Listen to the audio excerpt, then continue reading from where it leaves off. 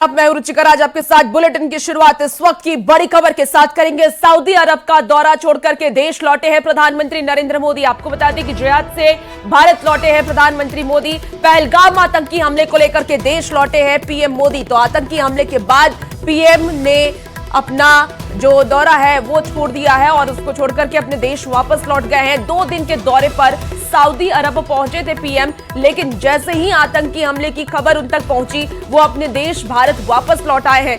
आज सुबह सीसीएस की बैठक करेंगे पीएम मोदी और बैठक में सुरक्षा हालात की समीक्षा भी करेंगे प्रधानमंत्री नरेंद्र मोदी। बड़ी खबर आपको बता रहे हैं, जहां पीएम मोदी सऊदी अरब का दौरा छोड़ करके अपने देश भारत वापस लौट आए हैं। आतंकी हमला कल हुआ और हमले की जानकारी प्रधानमंत्री नरेंद्र मोदी तक पहुंची, जिसके बाद वो सऊदी अरब का दौरा छोड़ करके अपने देश भारत वापस लौट आए हैं। हालांकि इस पूरी घटनाक्रम पर अभी सरकार की नजर बनी हुई है। गृह मंत्री अमित शाह खुद वहां पहुंचे हैं जहां पर यह आतंकी हमला हुआ और लगातार वो बैठकें कर रहे हैं। अब प्रधानमंत्री की तरफ से भी बैठक की जाएगी। बैठक में सुरक्षा हालात की समीक्षा पीएम करते नजर आएंगे। बड़ी खबर आपको बता रहे हैं, जहां प्रधानमंत्री नरेंद्र मोदी अपने भारत देश लौट आए हैं और आपको बता दें कि पहलगाम आतंकी हमले को लेकर के देश लौट आए हैं पीएम मोदी। आतंकी हमले के बाद पीएम ने अपना दौरा छोड़ दिया। तो बड़ी खबर आपको बता रहे हैं, जहां प्रधानमंत्री नरेंद्र मोदी अपने सऊदी अरब के दौरे को छोड़कर के भारत आ गए हैं। कल आतंकी हमला हुआ और आपको बता दें कि इसमें 25 से भी ज्यादा लोगों की मौत हो गई है, जिसके बाद ये मामला और ज्यादा तुल पकड़ता जा रहा है और अब हर तरफ से सिर्फ एक ही गुहार लगाई जा रही है कि जिसने इस आतंकी हमले को अंजाम दिया, जिस भी आतंकी इसमें शामिल है, जो इसके पीछे संगठन है, उन सबको छोड़ा ना जाए। यही दरख्वास्त सरकार की तरफ से लोग करते नजर आ रहे हैं। और ज्यादा जानकारी के साथ न्यूज 18 संवाददाता संदीप गोल हमारे साथ फोन लाइन पर जुड़ गए हैं और संदीप से हम सीधे जुड़ेंगे और उनसे तमाम जानकारी लेंगे। संदीप, क्या कुछ फिलहाल इस पूरे मामले पर अपडेट है? अब प्रधानमंत्री नरेंद्र मोदी भी वापस आ गए हैं और बताया जा रहा है कि सीसीएस की बैठक वो भी करने वाले हैं। क्या जानकारी है, कितने बजे ये बैठक होगी? देखिए, फिलहाल 2 अलग अलग जगह पे 2 बड़ी कार्रवाई चल रही है। एक तो पहलगाम में जो आतंकी जिन्होंने इस घटना को अंजाम दिया, उनको उनकी धरपकड़ और उनको ढेर करने के लिए सर्च ऑपरेशन इस वक्त चल रहा है और कल शाम से ही ये सर्च ऑपरेशन जारी है, चूंकि घना जंगल का इलाका है। वहाँ अभी जो है ज्यादा इंटेंसिफाई किया गया सर्च ऑपरेशन को। तो वहीं दूसरी तरफ अगर हम लोग पॉलिटिकल सिस्टम की बात करें तो खुद गृह मंत्री कश्मीर पहुंचकर उन्होंने बैठक की और बैठक के बाद जो है सुरक्षा हालातों का जायजा लिया और प्रधानमंत्री खुद जो है अपने दौरा कट शॉर्ट करके भारत वापस लौट रहे हैं। वो एक सीसीएस की बैठक करेंगे। तो अलग अलग तरीके से इस वक्त कोशिश की जा रही है कि अलग अलग एस्पेक्ट्स में इस अटैक से संबंधित जो आतंकी है उनको किस तरीके से नैप करना है और किस तरीके से उनको ठिकाने लगाना है।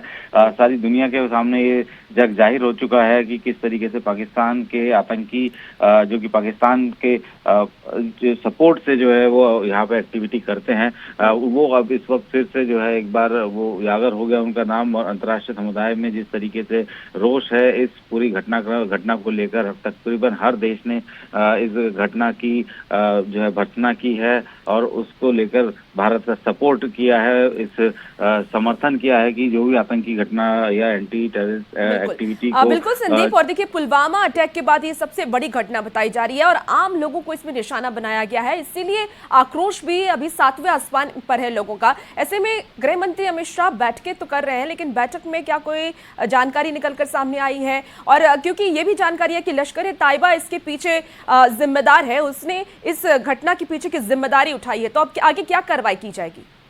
देखिए, अभी तो पूरा असेसमेंट किया जाता है, ऑपरेशंस कैसे करने हैं, कैसे नहीं करने हैं। वहाँ चूंकि ये पहली बार ऐसा हुआ कि इतनी बड़ी संख्या में टूरिस्टों को निशाना बनाया गया। अमूमन जम्मू कश्मीर में टूरिस्ट को निशाना नहीं बनाया जाता क्योंकि वहाँ की आजीविका जो है, जम्मू कश्मीर की आजीविका टूरिज्म पे ही टिकी हुई है और वहाँ का लोकल कभी भी टूरिस्ट की तरफ जो है इस तरीके की हरकतें नहीं करता है। इससे साफ है कि जो आतंकी है वो पाकिस्तानी हैं और वो लगातार उन सब इलाकों में एक्टिवेट हैं।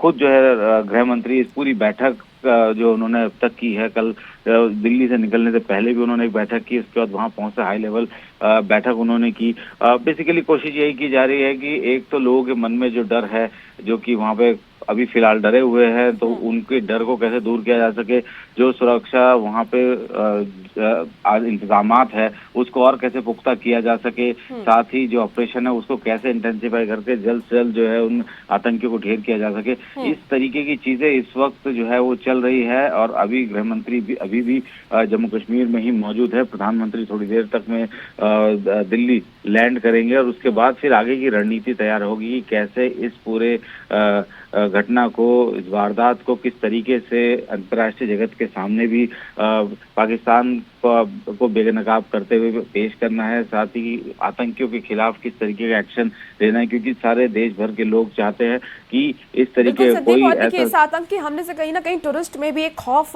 देखा जा रहा होगा। ऐसे में जो टूरिस्ट वहां पर अभी भी मौजूद हैं, उनको किस तरीके से सुरक्षा मुहैया कराई जा रही है?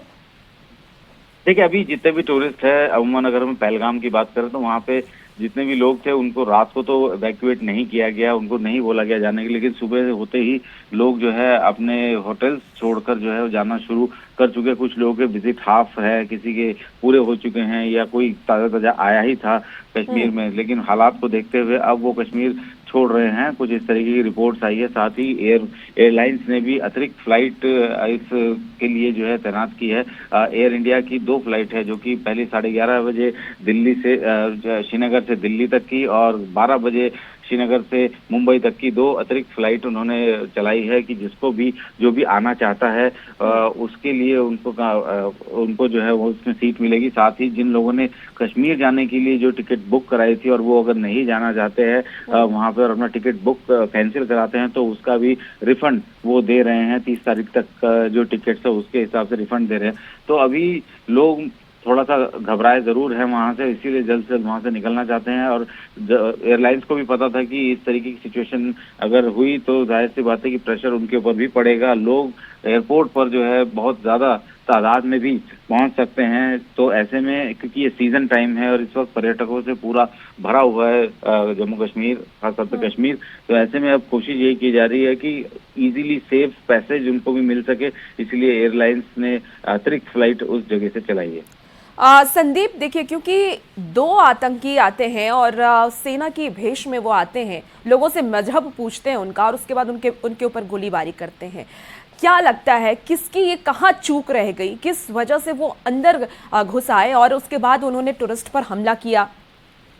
देखिए, जाहिर सी बात है कि जो भी आए हैं आतंकी, वो हो सकता है कि काफी लंबे समय से यहाँ पे मौजूद हो। इन्फिल्ट्रेशन की कोशिशें लगातार चलती रहती है और ज्यादातर कोशिशों को नाकाम कर दिया जाता है। लेकिन इस वक्त भी खुद अगर हम लोग आर्मी चीफ के प्रेस कॉन्फ्रेंस की बात करें जो उन्होंने जनवरी में किया था, उन्होंने कुछ आंकड़े दिए थे। उसमें उन्होंने ये बात कही थी कि पिछले साल जितने भी टेररिस्ट मारे गए उनमें से 60% जो टेररिस्ट थे वो पाकिस्तानी थे, और इस वक्त घाटी में जितने भी टेररिस्ट अभी फिलहाल बचे हुए हैं उनमें से 80% पाकिस्तानी हैं। और ये जाहिर सी बात है कि जिस तरीके का ये अटैक किया गया, उनको पता था, रेकी पूरी की गई थी, और उनको ये भी पता था कि अगर यहाँ पे अटैक होगा तो जाहिर सी बात है कि वहाँ रिएक्शन टाइम सिक्योरिटी लग सकता है, और वही टाइम उनके लिए एक प्लस पॉइंट होगा कि वहां से घटना को अंजाम दे के वो वहां से भाग खड़े हो। तो अभी ये भी नहीं पता है कि कितने आतंकी हो सकते हैं, क्योंकि बताया फिलहाल जो पहली